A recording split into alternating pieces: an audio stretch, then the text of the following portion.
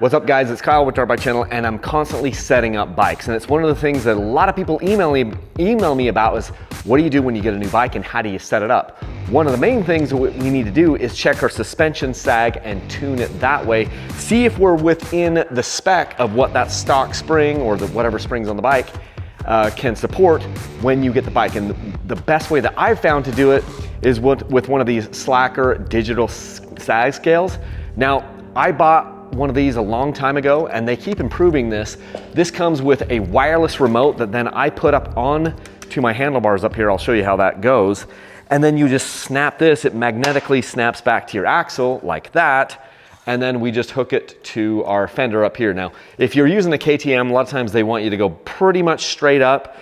A lot of the other brands, and I've heard people say like you should put this hook kind of on an arc of where that axle travels in relationship to the whole swing arm here. So sometimes you're kind of putting the hook a little bit further forward here. Sometimes you're putting it mostly straight up and down. Check your owner's manual. On the KTMs, it's mostly straight up. But anyway, this gives a very precise way for us to measure our sag. So I'm gonna show you how to do that, but essentially, let's talk about what sag is. Sag is how much the bike sits down under your weight. That's the rider sag or the race sag. So you have all your gear on, your boots, your helmet, any backpack that you normally wear. So for me, I'm wearing a lot of stuff. So you'll put all that gear on and then you'll get on the bike and kind of bounce the suspension and get it to settle. Sometimes people will do it while you're sitting. Sometimes we'll do it when I'm standing. I like to do it when I'm standing, but that's a debate for another day. And I typically want to get my bikes between 105 millimeters of sag and 110 millimeters of sag, depending on which bike it is. I think this bike calls for about 110 millimeters, so that's what we'll be looking for here. So let me bring in a little bit closer and show you how this sag scale works and how you do this in practice. By the way, if you wanted to buy one of these sag scales and get entered to win that dirt bike, you could do it by clicking the link right down here because I'm giving this bike away, and any purchases with my affiliate link for Rocky Mountain ATV give you entries in to win that bike. So go ahead and click the link right down here if you're interested in purchasing one of these suckers, and it'll get you entered to win that bike. Okay, let's get back to the video. Okay, first things first, I'm gonna snap my sag scale on here, and then I'm going to run my wire up to the top with the hook, and then I will clear it out to zero this out. Now you'll notice that as this gets pulled, these two displays show the same amount. And so this is gonna go up on my handlebars to make it really easy for me to set sag all by myself. I'm putting the hook right up here, right where the KTM says to check sag. Some of your other bikes are gonna have you check your sag more down here, kind of on the arc of that axle, how it travels, but on the KTM, we're just gonna do it right here. Okay, funny enough, I filmed this video yesterday and I wasn't wearing my riding gear, and I just hated how that looked when I was doing the video editing. And you're gonna want all of your gear on. So your riding boots, your riding pants.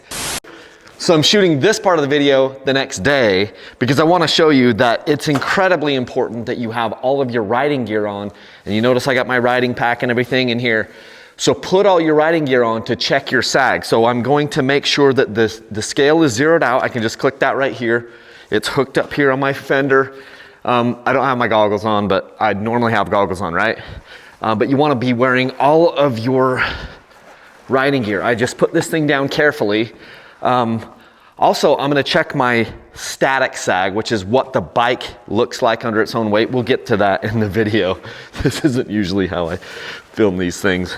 So I'm just gonna come over, you can come up next to a wall. I'm gonna do it next to this cabinet, and I'm just going to balance myself on the cabinet here.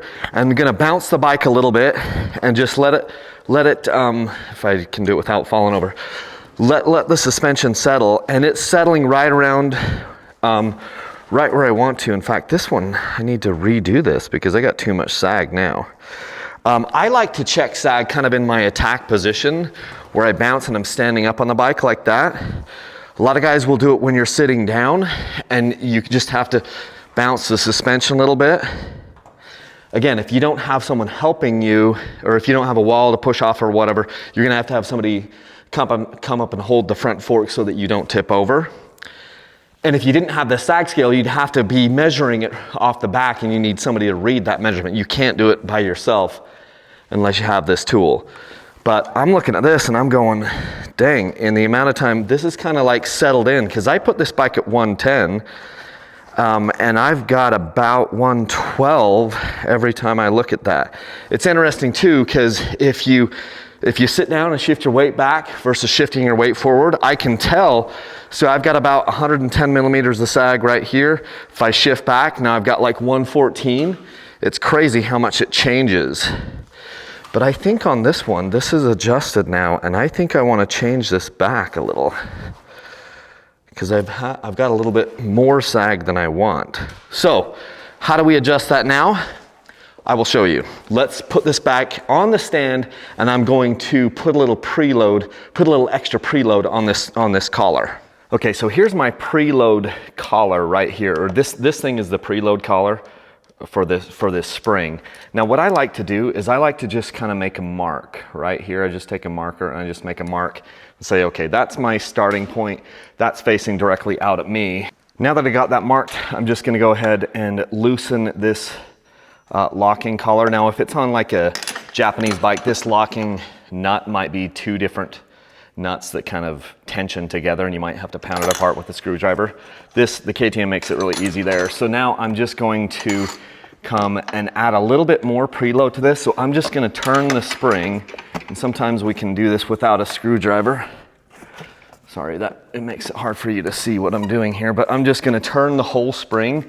I'm reaching in with my left hand, turning the entire spring and just making sure that this thing that collar is moving with it. And I'm gonna go a full revolution. There it is, there's my mark again. And I just know, because I've messed with these so much, that one turn of preload, one turn on that thing is gonna affect me about 3 millimeters. And I know that's right where I'm gonna wanna be with this one, because I'm just kind of touching this thing up. I'll go ahead and check that in just a second, but I've done this so many times, I'm like, that's gonna put me right in to the range that I want to be, so I'm just going to tighten this back up. But again, you'd want to adjust that and then go back to put your riding pack on, put your helmet back on, go back and test this. So even in just filming this today with you, or refilming this, it's a fun way to re-demonstrate why it's so important to get a sag tuner like this, because as the suspension kind of breaks in and things kind of get moving, your sag can change over time. You might change weight, but as your suspension breaks in, oftentimes it does change your sag setting. And I needed just a little bit more preload on this after maybe 10 hours of riding the bike. So it's a really good reminder to me and to everybody else that like, sag is important, and it can change over time as things settle and as things kind of break in. And then once this bike gets to service on the suspension, I would need to check it again. So this sag scale, these Slacker sag scales or sag tools, they're really, really indispensable for me in my shop, because I'm mostly doing this alone. Like, I don't have somebody that can come help me all the time. And honestly, I don't want to have to ask somebody to help me all the time. So I love having this tool in my shop. And if you're just getting into dirt bikes, I think this is a good product to go ahead and buy. If you want to click on the link that I've got down in the video description, it'll get you entered to win this bike by doing it. And Slacker is a cool company. They're a moto company. In the kit that I've got, they even have tools for you to set this thing up, to check your sag on your front suspension. I don't know a lot of dirt bikers that do that. In street bikes, that's probably a little bit more of a thing, especially if you're really into it. But in dirt bikes, most of the time, all we're doing is setting the sag on the rear of the bike. It's also very important to check, and I'm probably rolling in some shots of checking the static sag, which is how much the bike is compressing under its own weight without you on it. Let's talk about another form of sag, which is the static sag. Now you'll see, hopefully you can see, this says it has 33 millimeters of sag right now. And I'll just kind of bounce the bike, and this is how much it's compressing under its own weight. So this bike is right around 33, 34 millimeters, sometimes 31 of static sag. And that's one of the ways that you're going to determine if you need a different spring or not. If you can't get the bike with the correct amount of rider sag, if you have to put too much preload on that spring because the spring is too lightweight for you, you have to put too much preload on it so that you can't get the right amount of static sag when there's no one on the bike, then you're outside of the weight range of that spring. So each spring has a different weight range.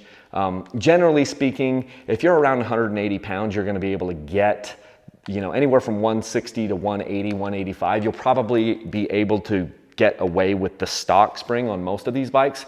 If you're lighter than that or heavier than that, you're gonna need a different spring in the rear, probably some different springs in the front as well to get the bike to have the correct balance for your weight and what you wanna do. And one of the best ways to figure that out is to have a sag scale. So anyway, that's what I've got for you guys today. Had to reshoot the video because I'm like, dude, I'm sitting here showing you how to check sag, and I don't have boots on or my riding gear on or my riding pack or my helmet. I'm like, this doesn't look that good. So anyway, wanted to redo that for you. Hopefully you guys get entered to win this bike. You've only got a few more days to do it. It's October 15th, 2024 when this thing closes at midnight. So yeah, go get entered to win this bike and go pick up one of these sag scales. They're awesome. So until next time, leave a single track. Thanks.